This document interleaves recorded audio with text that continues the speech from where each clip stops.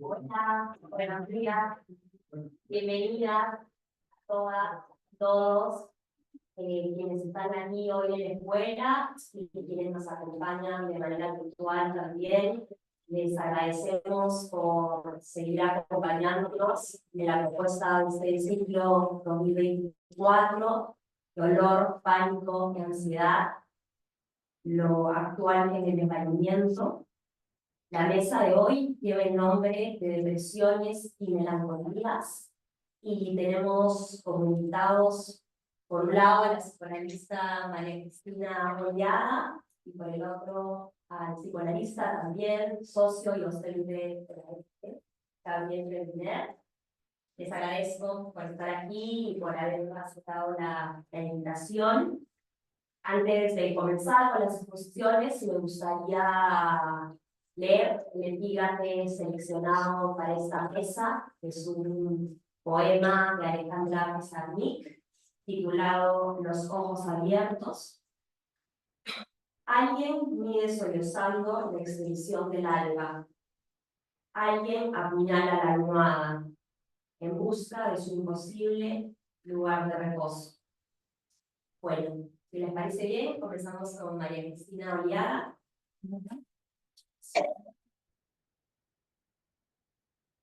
Bueno, quiero agradecer especialmente a María Eugenia, que estuvo muy con mi papá en la escuela. Yo cuando vi el título de Golden, me gustó mucho porque es un tema de época que me ha convocado ya y que, bueno, me interesa mucho. Y este tema del desvalimiento, ¿no? Yo puse una carta para el trabajo que dice una frase de Freud: el desvalimiento y el desconcierto del género humano son irremediables. Y estaba viniendo para acá y me encuentro con una bolsita en mi casa que dice así: nada sin alegría, nada sin alegría. Entonces, este contraste, ¿no? Vemos la estructura del humano y la época. Este desvalimiento, y por otro lado, nada sin alegría, es casi una orden, digamos, no es un mandato. Bueno, entonces, la idea que yo quiero transmitir alrededor de las depresiones es que si consideramos el fundamento, la depresión, digamos, la tristeza es un afecto, no es una enfermedad, no es una entidad clínica para los psicoanalistas adultos.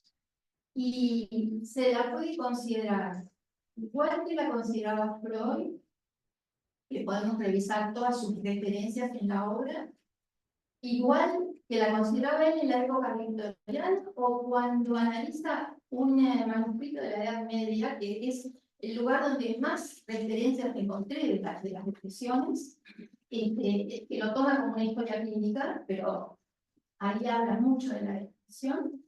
Y luego Lacan en los años 60, 70, y podemos encontrar un hilo conductor, o sea que hay algo del fundamento que escapa a la época.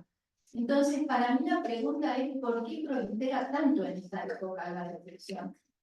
Yo le agregaría el tema de cantidad al tema de época, y el fundamento lo conservaría. Entonces, primero yo había visto, bueno, el desvalimiento del otro, y aquí la aparición del sujeto humano, porque sabemos que el viviente llega en un caos de estímulos internos, y que es el otro el que lo ordena, el otro primordial, ¿no? Dice Freud. Porque no tiene ni posibilidad de descargar sin dolor, ni tampoco de tramitar por el principio del placer, la representación, todo eso no existe todavía. Entonces, bueno, voy a saltar algunas cosas porque me enganché y se hizo muy largo el trabajo. Pero el otro que lo rescata imprime el orden simbólico, imprime el adentro, el afuera, el ahora, el después. Hay cosas ya de la época que van contra eso. Si pensamos en la alimentación a demanda, ¿no? Donde, bueno, no hay ningún orden impreso desde el otro. Esa es la operación del lenguaje, la primera. Sabemos ahí, se inscribe algo que tiene que ver con el temor a la pérdida, no del objeto, sino del signo del amor del otro. ¿Por qué? Porque es el otro el que viene a ofrecer lo que rescata de ese caos, ¿sí? Y lo que ordena y apacigua al viviente, bueno, es la construcción del sujeto, ¿no? La constitución. Hablamos de captación simbólica, si empezamos en Lacan, y producción del sujeto deseante. Pero estamos en esta ida y vuelta con Freud, ¿no? Entonces, podemos pensar que amor, motivos morales, ¿no? Renuncia y superyo hacen una línea, porque Freud dice que este es el inicio, esta cruz entre el valimiento y el otro, es la fuente primordial de todos los motivos morales. Por eso yo digo, amor, motivos morales, renuncia, superyo. Después esto se enmarca en la cultura de una época, y ahí tenemos ya no la cultura, sino la operación del discurso, el gran otro social, ¿no? Pero tenemos que precisar el rasgo del otro primordial porque no da lo mismo el tipo de otro. Un adulto infantilizado, desbrujulado, digamos, en caos él mismo, o que tiene que seguir la moda del momento, no es lo mismo en su efecto, porque no puede, digamos, legislar para el niño, ¿no? Todo lo que hay para ordenar, no lo puede hacer. Dice Franco Berardi, no es lo mismo que el niño entre al lenguaje por una máquina o por la voz de la madre, ¿no? Pensando en los dispositivos niñera. Bueno, después la patología y el otro social, ya sabemos todo lo que Freud ubicó como contexto para pensar las neurosis actuales, voy a saltear sobre esto. Lo que tenemos que sí tener en cuenta, cómo ha cambiado todo esto desde la época victoriana en que Freud trabajó ahora, y esto tiene que ver incluso con el psicoanálisis mismo. Jacques Miller responsabiliza bastante al psicoanálisis de esto, en el sentido de que legalizó una serie de cosas, levantó una serie de velos sobre lo prohibido, que han hecho que vacilaran todas las seguridades, qué es ser un hombre, qué es ser una mujer, qué es la sexualidad. Todo eso sufrió una conmoción con el psicoanálisis, ¿no? Entonces, lo que él dice es que en lugar de la interdicción, lo que hace límite al ser humano es la imposibilidad. O sea, por ejemplo, un hombre no se puede embarazar, pero sí puede tener un hijo, puede ir a tirar un vientre, digamos. La ciencia, así como el psicoanálisis hizo lo suyo, la ciencia también hace vacilar las interdicciones y, bueno, lo imposible termina siendo el límite, ¿no? Así tenemos las distintas tipos de familias. En todo esto nosotros seguimos manteniendo la tripartición neurosis, psicosis y perversión, pensando en la estructura, ya no en estas variaciones de época. Pero sí tenemos que pensar que los sufrimientos han variado y las predominancias. La psiquiatría organicista farmacológica, ustedes saben, desvirtúa esta tripartición completamente, aplanan con sus casilleros el tema de la estructura, lo manifiesto, ordenan según lo manifiesto, ¿verdad? Según las respuestas a los psicofármacos. Yo no tengo nada en contra de la medicación, claro, me parece buenísimo cuando está bien aplicada. Por ejemplo, en los trastornos depresivos hay una bolsa donde entra desde las melancolías hasta los trastornos premenstruales. O sea, todo eso está aplanado, ¿no? En cambio, el psicoanálisis ubica los mecanismos de defensa, ubica, digamos, las responsabilidades del sujeto, ¿no? Por eso Lacan habla de conclusión del sujeto por la ciencia. La ciencia dice es orgánico. Y chao, el sujeto existió. Cuando Freud habla del poco de satisfacción de la histeria, el mucho en la neurosis obsesiva, el demasiado, esas son elecciones determinación de goce, son elecciones subjetivas. Entonces, en eso nosotros nos diferenciamos de la psiquiatría actual. Entonces, pensando en el super yo, ¿no? Porque hacíamos esta relación entre el amor, los motivos morales, ¿no? Llegando al super yo. Freud dice que el super yo cultural tiene un origen semejante al super yo individual. Y en ese sentido, los grandes hombres, las personalidades, ¿no? Habla de conductores, hombres de honor, bla, bla. Hasta dice son héroes masacrados a veces y toma a Jesucristo como ejemplo, digamos, cómo se posiciona esa figura ideal en la cual se basa el sujeto social. Pero esto no tiene nada que ver con lo actual, porque hoy podríamos pensar que un gran hombre podría ser Elon Musk, por ejemplo, pensando que es el hombre más rico del mundo, pensando en el tener, ¿no? Pensando en el tener para ser. Nada que ver con el honor ni nada. Los valores se disuelven, tenemos esta idea de lo líquido, como dice Bauman. De las grandes religiones pasamos a las creencias en cualquier cosa. Incluso yo pensaba hace años, ser supersticioso tenía mala fama, o era algo de ignorantes, o era algo como vergonzante, que se ocultaba.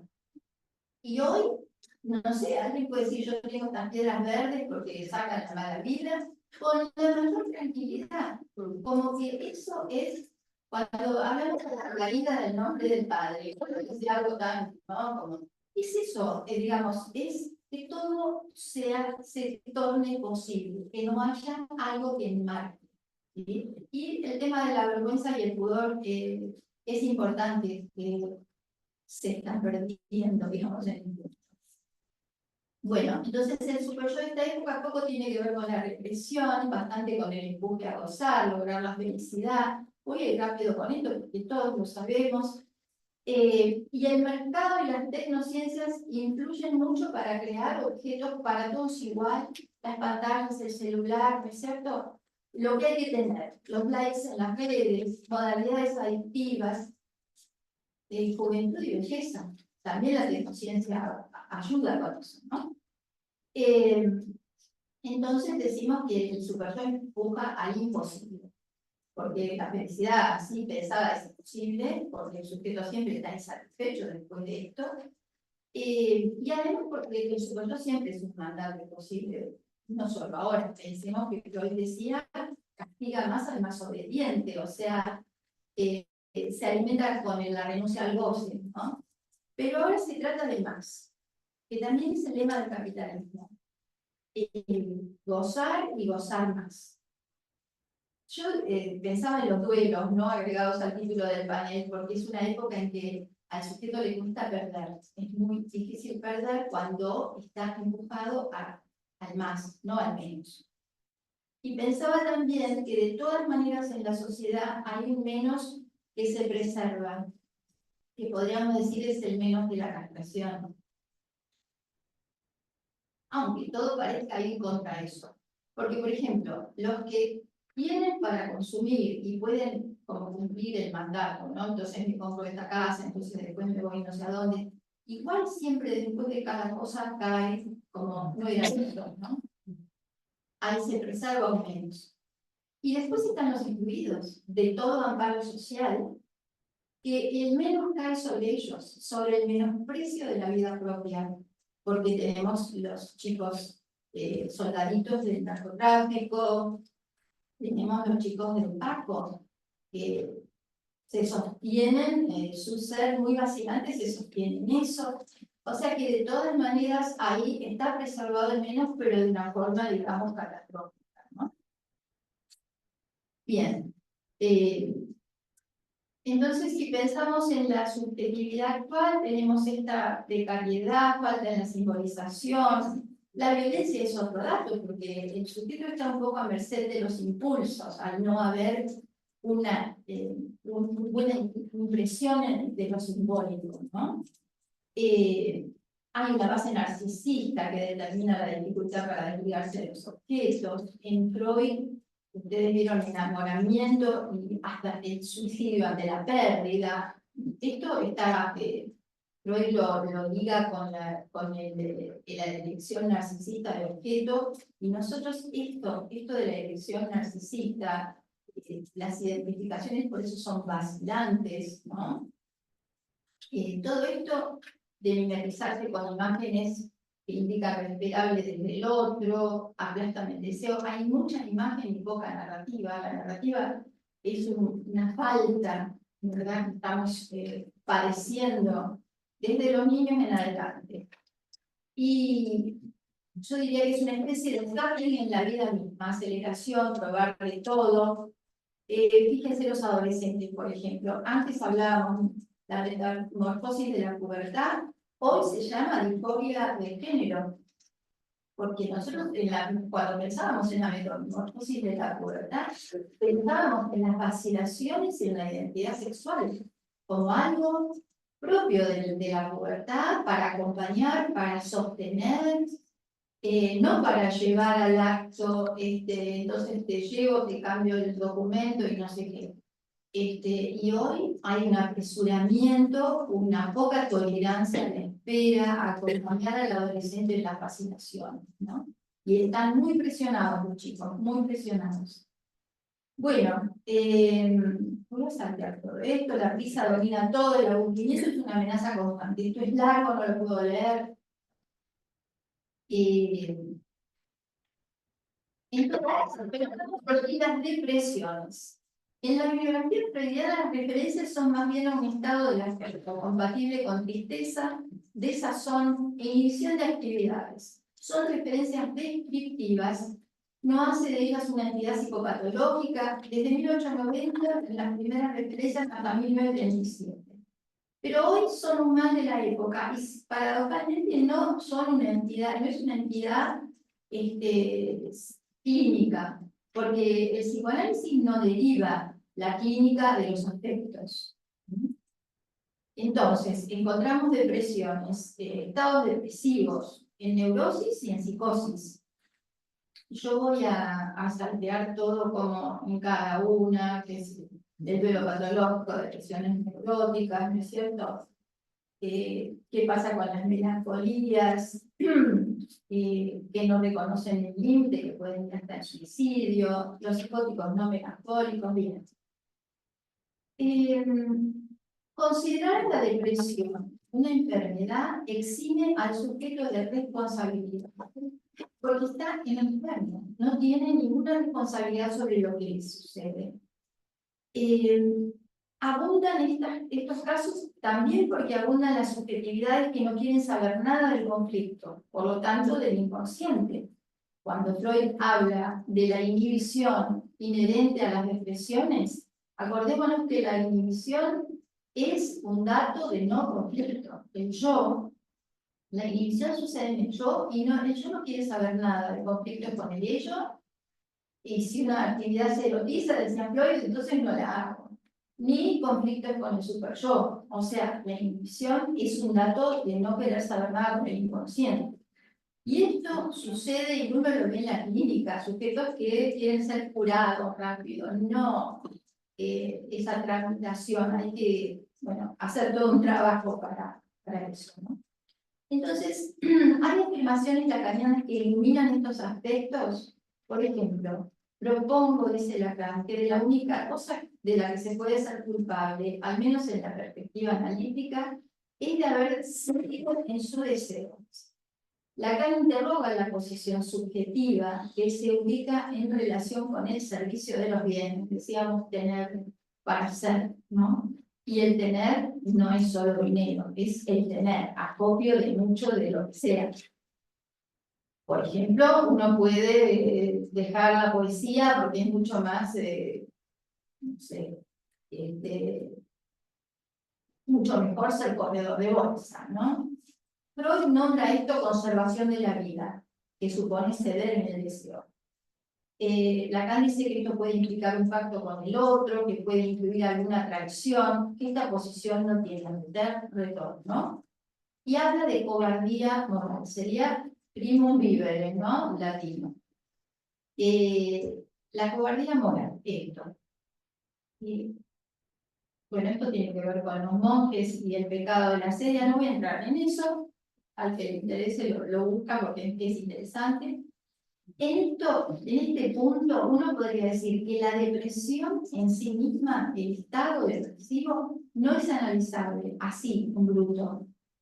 Lo deseable es que pueda sintomatizarse, es decir, que pueda establecerse un conflicto, que algo de la interpretación pueda penetrar ahí y hacer que el sujeto se interrogue sobre algo.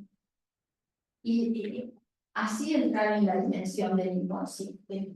La tristeza es el rechazo del saber. Yo les menciono esto porque les recomiendo un artículo de Freud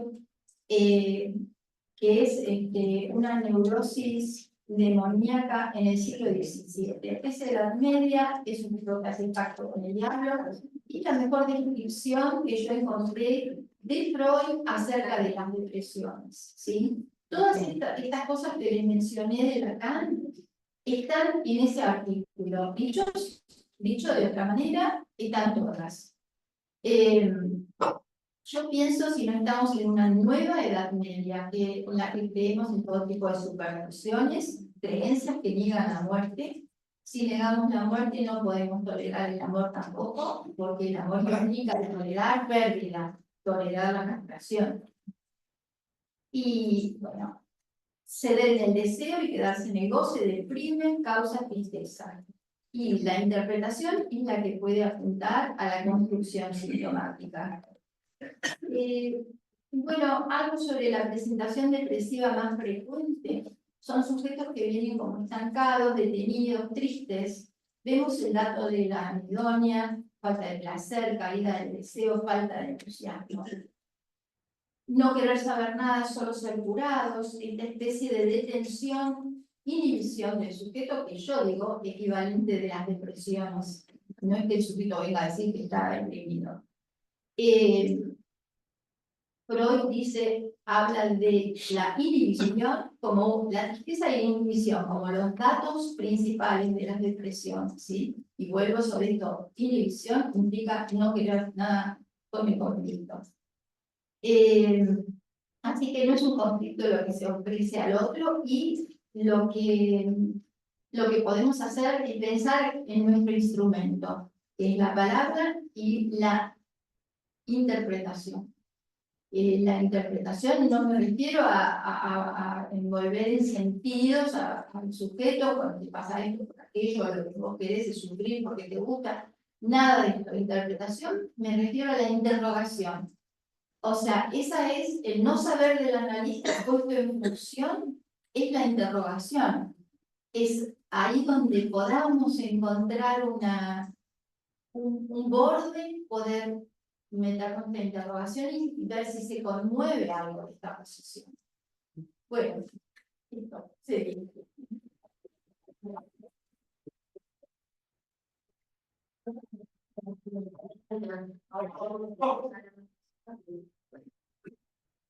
Gracias por la invitación. Un gusto participar en esta aclaración. Acabo de conocer a Argentina. Aclaro esto porque no me conviene. No sabía que era Argentina.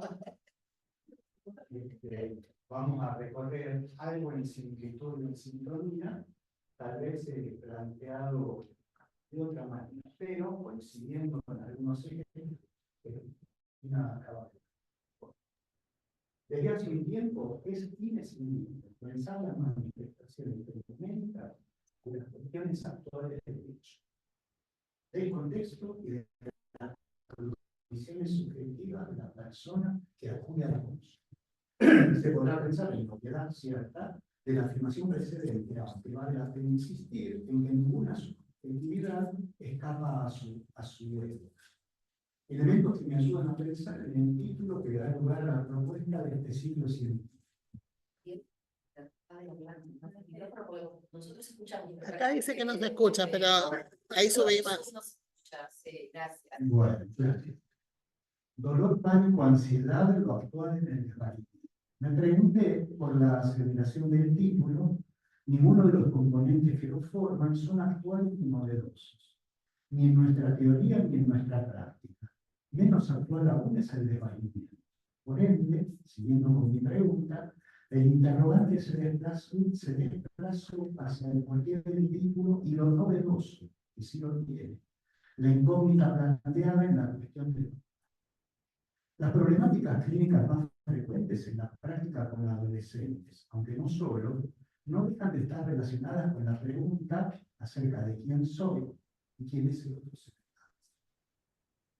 Preguntas que van agrupando situaciones, en algunos casos complejas, que traen el intento de respuesta a modo de reflexión o en modo de acto.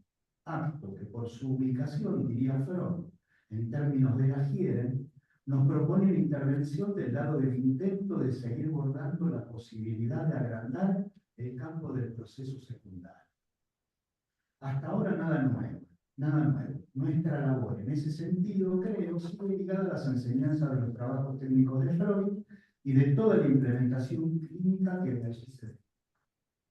Adolescentes que se presentan atravesados por cuestiones donde es difícil deslindar el campo de la depresión del campo de la melancolía. Pacientes que presentan conductas ligadas a la salud de injurias, los consumos de todo tipo, las afirmaciones acerca de cómo se autoperciben. Últimamente, y de modo en mi práctica cada vez más frecuente, las impulsividades en modo de desafíos vehiculizados en forma de apuestas. Insisto, nada novedoso, aunque quizá lo nuevo esté en la pregunta por el lugar que ocupa y el ser que sostiene la conducta de la persona que la ejerce. Es decir, me parece que lo actual novedoso tributario de la época es poder pensar en la consistencia subjetiva que porta quien está definitivamente atravesado por lo inmediato y la convicción que la completud, la felicidad, la totalidad de lo que se anhela es factible. Me posibilita pensar en estas cuestiones, más allá de los autores psicoanalíticos en que me referencio, algunas formulaciones de Berardi y de Jung. Ambos, desde miradas diferentes, ayudan a pensar, interrogar fenómenos actuales de la subjetividad que son ciertamente diferentes a los del comienzo y surgimiento del psicoanálisis, de las décadas de los 60 y 70 para encontrarnos con la actualidad, donde vemos sujetos cada vez más empobrecidos, no solo económicamente, sino también simbólicamente. Desde esa perspectiva puedo estimar, conjeturar los fenómenos de la depresión, sobre todo de la melancolía, no del modo descrito por la psiquiatría, como formas ligadas a la insatisfacción personal o la imposibilidad de cumplir con el ideal y el imperativo social de la satisfacción inmediata y la completud anhelada. Momentos en donde lo subjetivo queda en cierta opacidad, eclipsados por la confusión que representa ir tras un imposible y el consiguiente vacío que representa la no concreción de ese mandato. Los filósofos antes mencionados trabajan en relación a la ilusión de una comunicación inmediata y la paradoja de ese imposible que, al decir de Kant, este autor habla de una sociedad de rendimiento y de cansancio. Instala una sociedad de control y la manipulación que trae como consecuencia un abatimiento y abandono a las posibilidades de encontrar eso que se busca. Berardi nos habla, entre otras cuestiones, del efecto de la tecnología y la ilusión promesa de lo inmediato, y sus efectos, sobre todo en los jóvenes, y el empobrecimiento simbólico y, por supuesto, personal que eso genera. Bueno, unas cortas viñetas que van a ilustrar un poco esto que estoy planteando.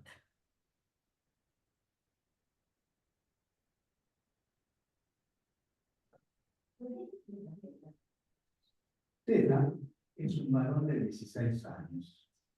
Sesión tras sesión trae su languidez y falta de motivación que produce un estar sin estar en los lugares que ocupan y una falta, al decir él mismo, de atención por lo que lo rodea.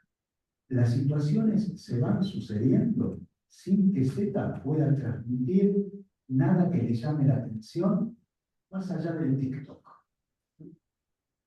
Hace poco escuché que aquellos TikTokers que tienen cierto éxito, es decir, seguidores, tienen que conseguir captar la atención de quienes los miran en los primeros 20 segundos. Si eso no sucede, viene el dedo ajusticiador que cambia la pantalla y decreta la defunción virtual de aquel que pretendía aprehender la atención del visualizador. 20 segundos. El TikTok es el espacio deseante de este joven que no expresa ni interés ni deseo, es decir, atención, en nada que lo rodea. ¿Cómo sería, me pregunto, un diagnóstico en términos clásicos de SIDA? ¿Una depresión? Falta absoluta de interés en los seres que lo rodean y los objetos que están a disposición. Sin embargo, creo que Z está en movimiento. Hay uno muy especial y muy particular.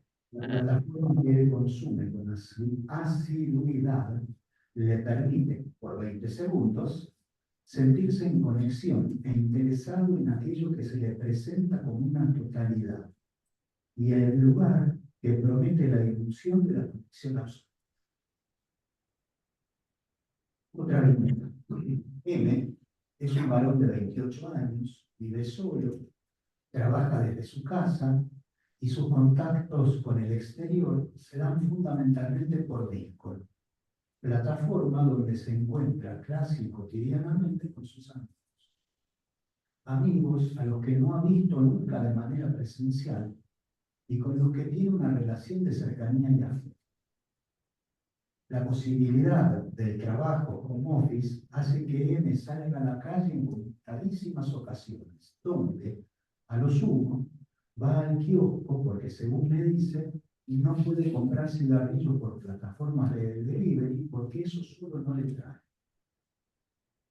Lo demás está a tiro de un clic, desde la compra del supermercado a sexo, los trámites bancarios.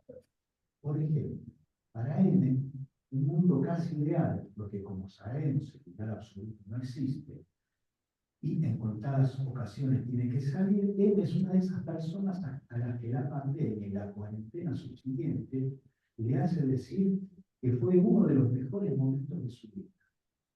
No tenía que dar explicaciones, nadie se las pedía, ni tenía que justificarse frente a él. El mundo estaba en las 4 paredes de su casa. ¿Es M un melancólico que se refugia en una retahíla de autorreproches y flagelaciones personales? No.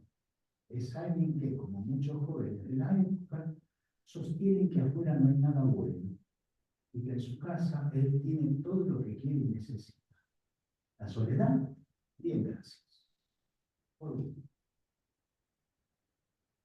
R tiene 23 años.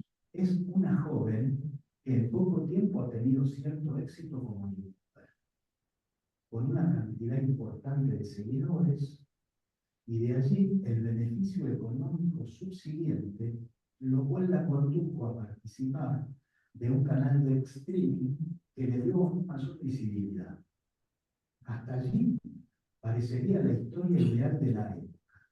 Alguien que se hizo sola, y a partir de eso creció en un mundo muy apreciado por muchas personas, el de la imagen y la popularidad, hasta que empezó a ser víctima de ese mundo. Por una situación cotidiana, la comenzaron a hatear y a perder popularidad, lo cual comenzó a traerle situaciones de angustia, dificultades en el sueño, laceraciones e impulsividades varias y perturbaciones en el vínculo con sus colegas. A diferencia de las situaciones clínicas antes citadas, pienso que la situación de R es una respuesta a un registro de la presencia de un semejante, que para R tiene una consistencia atrapante y que la define por lo negativo. Ella no es por lo que los haters dicen. encuentro allí un lugar no exento de sufrimiento, de registro de otro cruel, pero otro alto.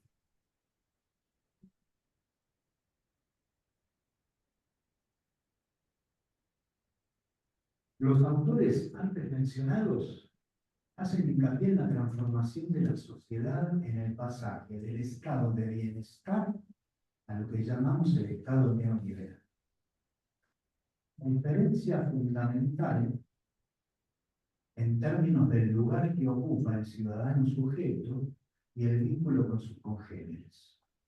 A medida que va transcurriendo esa mutación de la configuración política de los estados, se van sucediendo los fenómenos de radicalización de grupos políticos fogoneados por el poder económico, que, por supuesto, detenta también el poder simbólico y, como venimos escuchando, tienen la capacidad de formar nuevas subjetividades. La radicalización de la que observamos es de los la radicalización que observamos es la de los diferentes gobiernos y líderes políticos de cualquier signo, que van generando esa transformación en la subjetividad, en donde el rol del Estado cambia y se ubica más allá de los ciudadanos personas. Es más importante cerrar el déficit fiscal, cosa importante, independientemente de quién padezca las consecuencias. Podríamos decir hoy que el Estado no prohíbe, no regula, no protege, no ampara, con las consecuencias sociales personales y subjetivas consiguientes. ¿Cómo pensar entonces en este contexto que, al decir de los historiadores, viene sucediendo desde el comienzo de los 70, donde el paradigma productivo dio lugar a un cambio de paradigma que pasó a lo financiero? Es decir, el comienzo de la pérdida de puestos de trabajo y la cada vez mayor dificultad de reinserción laboral y el consiguiente deterioro de las condiciones de vida y el efecto en la subjetividad. Empiezan a hacer su aparición los discursos antimigrantes, la aparición del semejante como un competidor a vencer y cada vez más presente el lugar del emprendedor. Nuevo eufemismo del arreglate como puedas. Y si no podés, es culpa tuya. Describo estas situaciones intentando encontrar una respuesta posible a la cuestión de lo actual en el debate.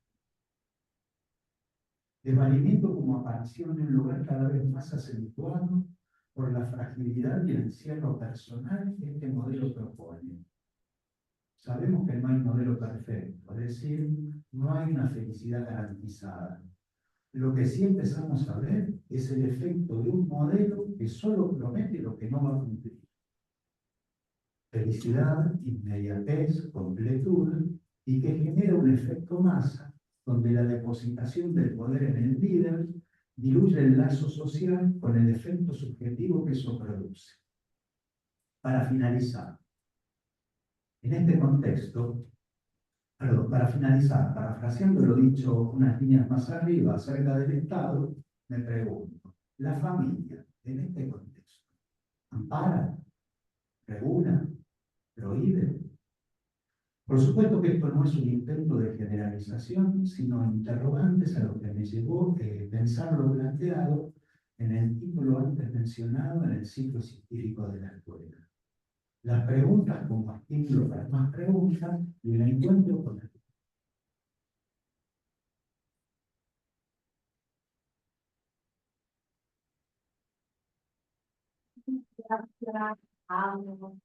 Conmovedoras, pertinentes exposiciones. Ahora me gustaría invitar a quienes tengan ganas de plantear sus preguntas, comentarios y reiterar a la gente que está conectada a las plataformas virtuales. También pueden hacer sus preguntas y comentarios sobre el chat. Silvia.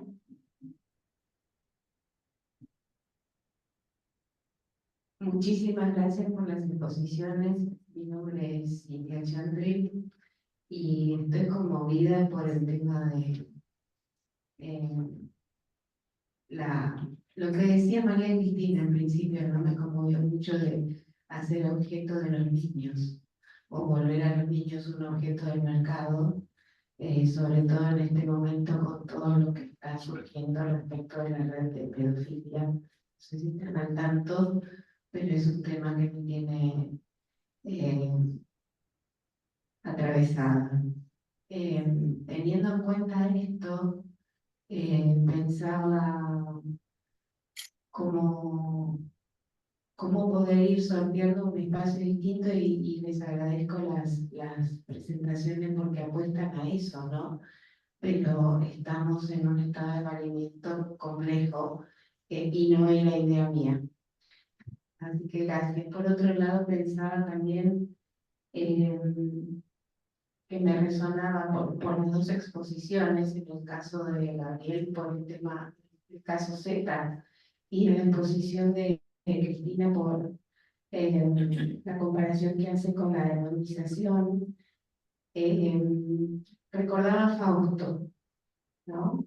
Y Fausto también era un tipo que andaba sin ganas de nada y el diablo no sabía qué hacer para cumplir su deseo porque estaba desganado. Y así es como van a ver a la bruja, ¿no? Porque el diablo no tiene ni tiempo ni paciencia. Entonces, este libro es del 1800 y yo digo, caramba, ¿cómo hacemos para darle lugar al tiempo y a la paciencia? Entonces, es un tema que quería compartir con ustedes. Muchas gracias.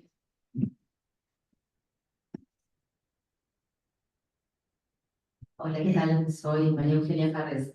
Muchas gracias, gracias por tomarse el trabajo de pensar la cuestión, gracias por dedicarnos este tiempo y estas exposiciones.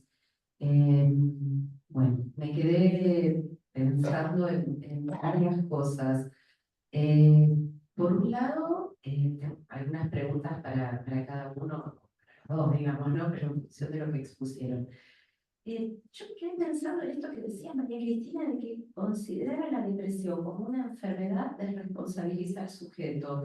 Entonces, por ahí sí entiendo y comparto esto de que la tristeza es un afecto y que quizás cuando se habla en lenguaje vulgar de depresión estamos refiriéndonos a la tristeza, en todo caso la melancolía sería otra cosa, no sé. Pero bueno, ¿cómo pensás un poco esto y cómo pensás la cuestión de la desresponsabilización o responsabilización tanto en las depresiones o tristezas como en las melancolías, ¿sí? Y también me gustó mucho la articulación esta de la Edad Media, ¿no? De estar atravesando una nueva Edad Media con nuevas creencias, que siempre las hubo, ¿no? Pero ahora quizás creencias menos compartidas, me parece. Cuando vivíamos en un mundo de 3 religiones, bueno, ahí está. Ahora tenemos el universo, las piedras, ¿no? Entonces me gustaría que nos cuentes un poquito más cómo pensás esas cosas en relación al tema de hoy, de las depresiones, del desvalimiento. Y Gabriel, me encontré muy identificada con muchas de las cosas que decías, pero sobre todo con la clínica. Encuentro muchas cosas muy parecidas a las que vos contabas en la clínica y entonces me quedé pensando en algo que vengo pensando y que creo que tiene que ver con la manera en la que pensamos el ciclo, que es dónde fue a parar el otro auxiliador, el otro del auxilio, ¿no es cierto?, en estos momentos, ¿sí? Sobre todo en relación a esta viñeta que vos traías, que no me acuerdo cómo lo nombraste, pero que decía, afuera no hay nada bueno, en casa tiene todo lo que necesita, ¿no? Y me quedé pensando que tengo pacientes con un discurso similar, digamos, a los que el esfuerzo consiste en que vengan a tomar la sesión porque no hay que salir, ¿sí? Porque no me da virtual, ¿no? Porque no quiero, porque quiero que vengas. Pero bueno, pero el discurso es este mismo, afuera no hay nada bueno, tengo todo lo que necesito en casa, no tengo por qué salir. Y entonces, en esos casos, a mí se me arma como una paradoja, porque por otro lado, estás viviendo, no solamente presencial, sino que alguna pregunta se te armó para que consultes a un analista, ¿sí? Entonces, bueno, me preguntaba un poco, quería compartir esa paradoja y ver si ustedes tenían alguna respuesta para eso. Muchas gracias.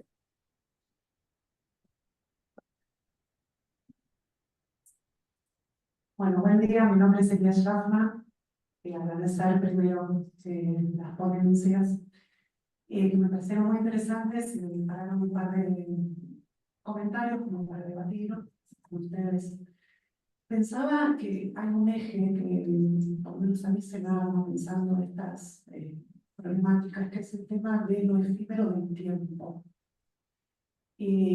Cómo pensar, cómo hilvanar lo que tiene que ver con la apuesta del psicoanálisis a un proyecto terapéutico, un proyecto como noción que implica tiempo, proyecto vital, y esta cuestión de lo condenados a investir que todavía venir, que no nos queda otra que investir en un mundo que Berardi habla, vos Gabriel tomabas a Berardi, me parece un filósofo interesantísimo para pensar estos temas, cuando él habla que estamos frente más a una cuestión de deserción, él habla de la depresión, de la deserción con este grupo de que hay tantos jóvenes en el mundo que se autorrepliegan porque sienten que no hay nada afuera que les puede generar algo a investir. Entonces, ¿cómo pensar como psicoanalistas desde las intervenciones, desde el lenguaje, desde el vínculo terapéutico para la apuesta a este futuro que se nos presenta de una manera compleja? Tanto con adolescentes especialmente, pero también me parece que podemos extenderlo en otro ámbito. Bueno, muchísimas gracias. Me parece porque no sabes. Y bueno.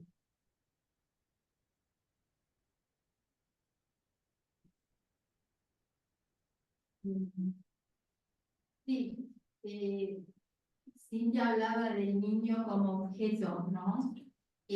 No sé si te referías a esto que yo decía, que un hombre puede tener un hijo alquila el vientre, o sea, ¿no? Que te llevaba a pensar en la pedofilia incluso. Me parece que no hay... Me refería más a los niños del Paco y a los niños... Cuando hablé del menos en ese sentido, sí. Esto, bueno, no es un tema para que el psicoanalista lo pueda resolver, pero sí lo pensamos porque no nos llega, salvo que trabajemos en un hospital, esa población. Y sin embargo, es una población donde, bueno, retomando lo que decía Gabriel, un Estado tiene mucho para hacer, no un psicoanalista aislado, pero sí un Estado donde los psicoanalistas podrían opinar acerca de qué hacer, ¿no? Esos niños tienen redes propias, tienen redes como para aprovechar en múltiples disposiciones deportivas, hacer radios comunitarias, hacer, o sea, se los puede rescatar, pero desgraciadamente para eso hay que estar con un aparato que vaya sobre eso. Nosotros les podemos pensar cómo conseguir rescatar el lazo social que tienen, porque ellos tienen sus comunidades. Esas mismas comunidades con otro, digamos, rescatarlas para otro fin. Pero bueno, digo, está por fuera de nuestra posibilidad, nadie nos invita a hablar de eso, por supuesto, ¿no?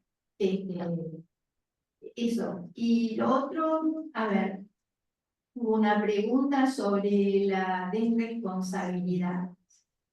Yo me refería a los mecanismos constitutivos, porque nosotros pensamos en la tristeza como un aspecto que tiene que ver con una cesión del deseo, ¿no? En este artículo que yo les decía de Freud, él dice, es un pintor que no puede pintar, hace un pacto con el diablo, léanlo, porque es imperdible. Pero él dice, seguramente su padre le pidió que dejara de pintar. Y después de la muerte del padre, él efectivamente hace como una obediencia de efecto retardado, dice Freud, ¿no? Deja eso, era su gusto, su deseo, podríamos suponer, y deja de pintar, y sufre una inhibición a raíz de la cual dice, quizás no puede ganarse el sustento, no puede ganarse la vida, y a eso lo lleva a hacer el pacto con el diablo, ¿no?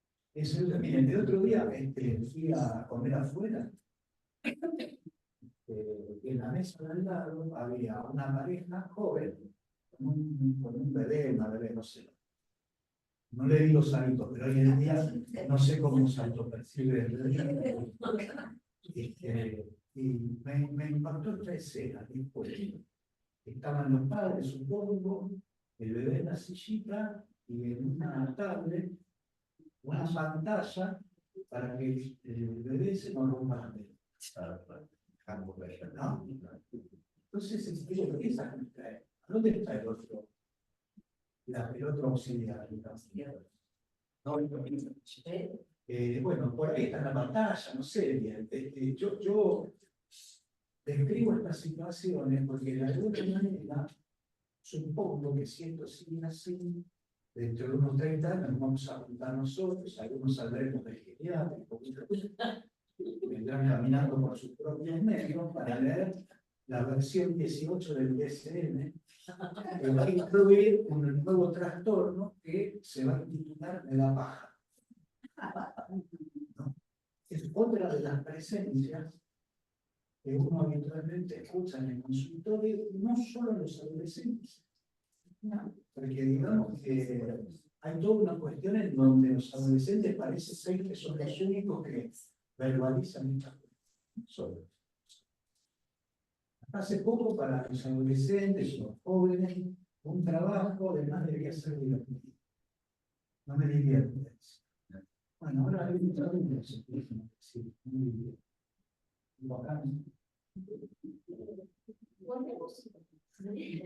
Primero, Andrés, pregunta para Iván. Bueno, buen día, soy Andrea Ornaicea. Hay muchas felicitaciones y agradecimiento en Zoom, en la plataforma, y bueno, por supuesto agradecen que compartan el saber y la experiencia clínica. Quería leerles una pregunta de Virginia Martínez, entiendo que está dirigida a ambos, y dice: los adolescentes cada vez más están más aislados, les genera ansiedad y mucha el contacto físico con otros. También tienen dificultades en intimar. En relación a eso, ¿cómo entienden ustedes el tema de que accedan tanto y usen tanto la pornografía? Gracias.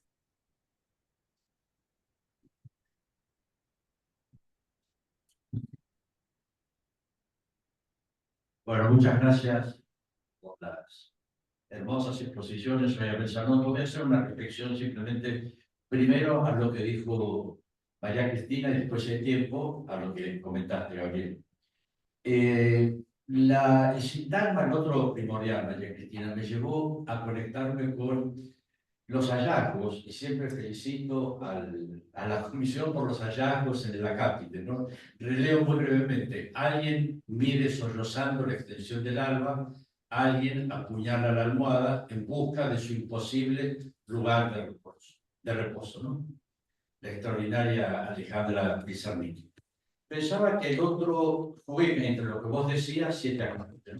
El otro primordial puede adoptar diferentes semblantes, obviamente, ¿no? En la segunda mitad del siglo XX, el semblante del otro primordial podía ser el estado de bienestar. Un posible lugar de reposo para el ciudadano. Con el neoliberalismo y la aniquilación del Estado, ese posible lugar de reposo es un imposible lugar de reposo. Y el sujeto queda apuñalado en la desesperanza, en la depresión y en la melancolía. El otro primordial ha virado en este caso, ¿no? Y el semblante es el mercado, donde, como señalaste, María Cristina, está la polémica dialéctica entre el tener y el ser. Tal vez la depresión es por no tener todo lo que quiero, por lo cual, según Leuckovich, es la gran trampa del neoliberalismo. El objeto siempre será el penúltimo, dice un verdadero alcalde. Bueno, muchas gracias. Hola, muchas gracias a los dos. Mi nombre es Lili Diamen. y quería preguntarle si piensan o pensaron algo en relación a lo actual en el desvalimiento del analista.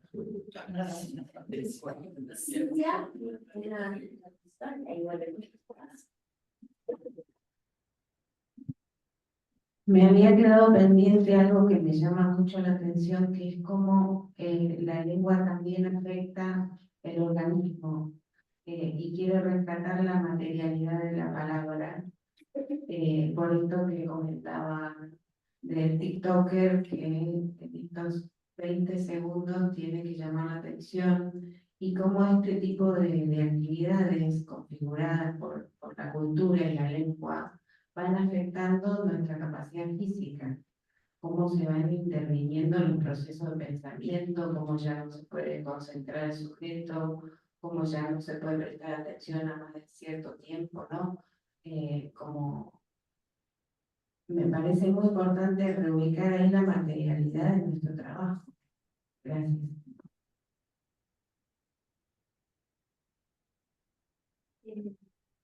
Bueno, varias cosas, ¿no? Esto de los adolescentes, Virginia decía, los adolescentes que están aislados, la ansiedad, la dificultad para filmar y la pornografía. Ahí la pregunta es por el amor. Estamos en una época en la que el amor está denigrado, desvirtuado, tiene mala prensa, incluso entre los adolescentes. Es como una cosa de como mantenerlo aparte, como intimar, chapar, hay montones de cosas con el contacto que a la vez les asustan un montón. Entonces, entre eso y el amor que está como inhibido, se queda con la pornografía como un acceso desde el autoerotismo, ¿no? Hay ahí la caída del amor y el reino del autoerotismo. Que en la soledad tiene muchas formas, no solo la paja concreta, sino muchas formas de autoerotismo. Eso por un lado. Y pensaba esto del lo actual en el desvalimiento del analista. Yo de acuerdo con este título, creo que es muy difícil que nosotros, por eso yo insisto en la interrogación, ¿no? Me venía un caso que, bueno, como es de otro tiempo, lo puedo comentar, de alguien, de una chica, una adolescente que quería jugar a los jueguitos en la sección, ¿no? Eso es lo que más le interesaba.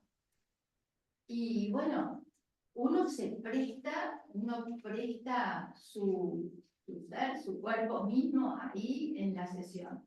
Entonces, lo único que yo podía hacer de vez en cuando era parar el jueguito, que era estos con la musiquita atronadora y que va saltando obstáculos el muñequito, y como preguntarle, bueno, le vamos a poner un nombre, ponerle un nombre, bueno, el rechazo ven inmediatamente que me molestas, y seguía, bueno, armar una historia con un nombre, con un ser ahí. Eso uno diría, bueno, ¿qué es eso? No es nada. Pero eso es introducir algo de lo simbólico en algo que tiene que ver con el rendimiento, por un lado, y que sabemos que las pantallas producen un arrasamiento de la subjetividad de los niños. O sea, estos jueguitos, esta cosa insistente, monocorde de la música. Nosotros tenemos desde Freud la Carta 52, la retranscripción, cómo se inscriben las representaciones. Pensemos esto y pensemos las pantallas con la fuga de las imágenes para los niños. Esto realmente produce un arrasamiento, ¿no? Así que, ¿cómo encontrar, cómo el desvalimiento del analista? Y bueno, es encontrar la forma de entrar. Un juego, un libro, un dibujo, un algo. Y lo digo también para los adultos, porque no es solo con los niños o con los adolescentes. Cómo entrar a ofrecer un espacio que se vuelva interesante.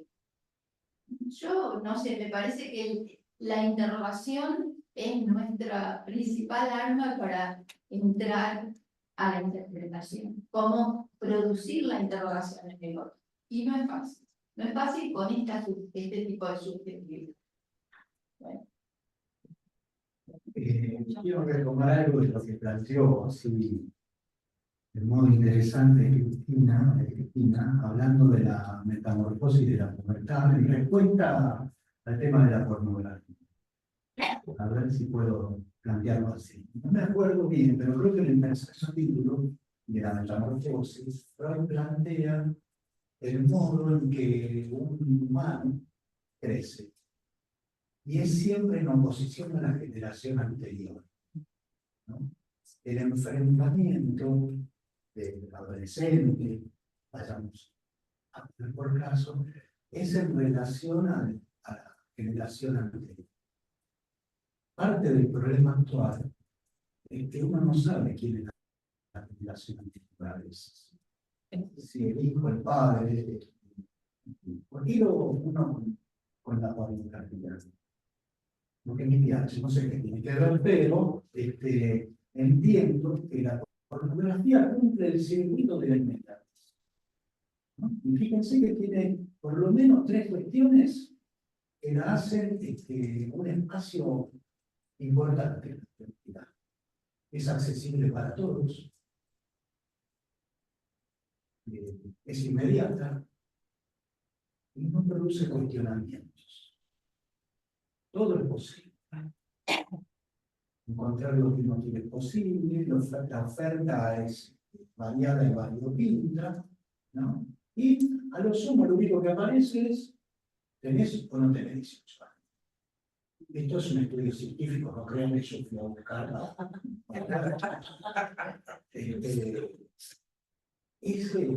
Ese gesto del inmediato queda bajo la égida de la pornografía. Salvo que supongamos que pornografía es solo lo que aparece en lo no velado del erotismo. Pornografía es un tío que no tiene para comer. Pornografía es alguien que duerme en la esquina de tu casa. Y eso no se trata de que se lo diga yo. Caminemos. Viniendo para la escuela, en la esquina que está enfrente de la farmacia, había una persona durmiendo en la calle. Esto es pornografía.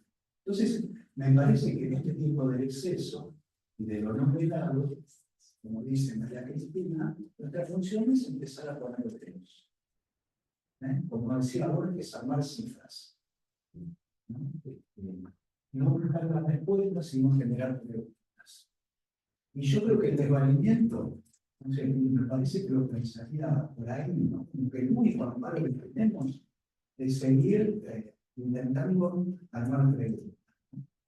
A veces parece que no se puede, pero estamos acá. O sea que algo podemos hacer.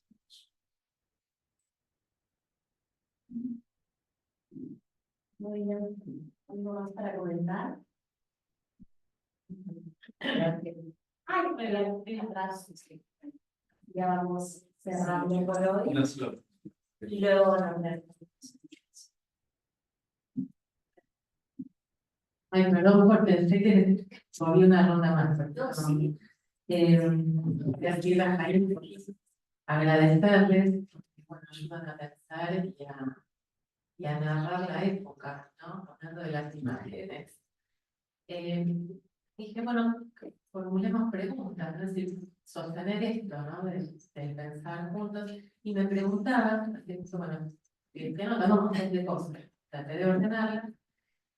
Sería, ¿cómo son las relaciones de objeto en la subjetividad de esta época? ¿No? Si como dijiste, cada época tiene su subjetividad, ¿cómo serían las relaciones de objeto en esta época? Y pensé, es un poco winnicottiano, pero que son más de uso, ¿no? El uso del objeto de una relación narcisística, de una relación propiamente libre, donde el otro es anónimo, ¿no? Es más inmediato. Estoy escribiendo sobre apuntes online, entonces me resonó mucho los casos clínicos que trajo Gabriel. Y una novela que a mí me encanta, me gusta mucho de vida, tanto que ponen citas, pero hay un libro que recomiendo que se lee muy rápido, que es Los Reyes de la Casa, y trata sobre todo el tema de cómo lo virtual está afectando las dinámicas familiares, la subjetividad de cada uno. Y así como una cosa así medio cómica, pero que cuando hablaba Gabriel me sonó lo de TikTok, yo estoy más con las apuestas online, la ludopatía, el tema de los suicidios que están sucediendo por estas cosas, ¿no? Si las cosas no se dan, ya ponen TikTok, TikTok, TikTok, ¿no? Y el tema del tiempo, una bomba de tiempo, ¿no? Como todo es ya o ya explotó todo. Entonces esto de la angustia inmediata, ¿no? Como que no hay procesamiento. Nada, les agradezco un montón, quería compartirlo. A ver, vemos la mesa y la vamos a ver. Bueno, mi nombre es Norberto Lloves. Muchas gracias por las exposiciones. Hay muchos puntos, pero uno solo voy a tomar. Sí, hay una articulación que hizo María Cristina, que es entre la interdicción y lo imposible, ¿no? Cómo pensar la cuestión de lo imposible y la interdicción y lo imposible, cómo de lo imposible podemos armar una interdicción o al revés, porque me parece que, por ahí si los dos pudieran explayarse un poco como lo piensan, porque me parece que tanto depresión como melancolía y cualquier proceso de duelo implica la relación justamente con la pérdida de un objeto, sea el que sea, un ideal, un anhelo, una persona, una mascota, lo que sea, ¿no? Y me parecía que tenía mucha relación con esto que traía Cristina respecto de cómo pensar en lo actual la relación con la interacción y con lo imposible, ¿no? Si seguiríamos pensando que ante lo imposible el neurótico haga una interacción o estamos bajo otra lógica. Muchas gracias.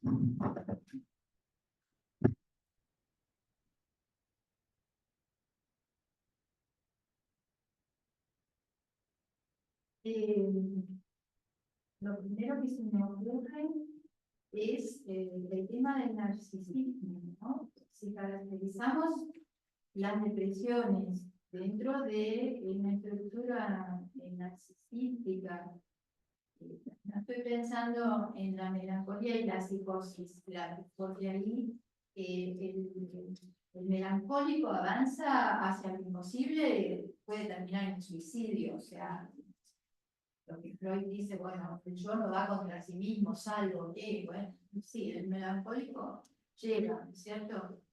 Entonces, pienso en las estructuras narcisísticas, neuróticas y la depresión. La interdicción finalmente tiene que ver con el deseo, porque nosotros sabemos que, bueno, la interdicción está del lado de la castración y eso está del lado del deseo. Este avance, si nosotros decimos que el super yo dice todo es posible, más, estamos pasando por encima de eso, ¿verdad?